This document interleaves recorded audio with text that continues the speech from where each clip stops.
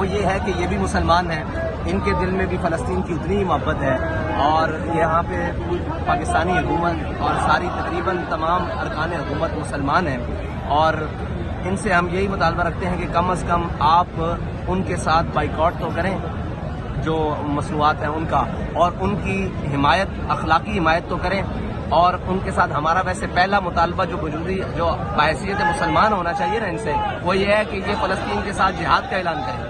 اسرائیل کے خلاف جہاد کا اعلان کریں فلسطینیوں کے ساتھ مل کر، کیونکہ مسلمان جسد واحد کی طرح ہے، اگر اس کے سر میں درد ہوگی اس کے پورے جسم میں درد ہوگی، اور اس وقت جو فلسطینی مسلمان ہے اور فلسطین ہے یہ مسلمانوں کے چہرے کی حیثیت رکھتا ہے، پوری امت کے چہرے کی حیثیت رکھتا ہے، کیونکہ قبلہ اول بیت المقدس مسلمانوں کا قبلہ اول وہاں موجود ہے، اور ہر مسلمان کا دل دھڑکتا ہے، تو بحیثیت حکومت کے، بحیثیت ریاست کے ہم ان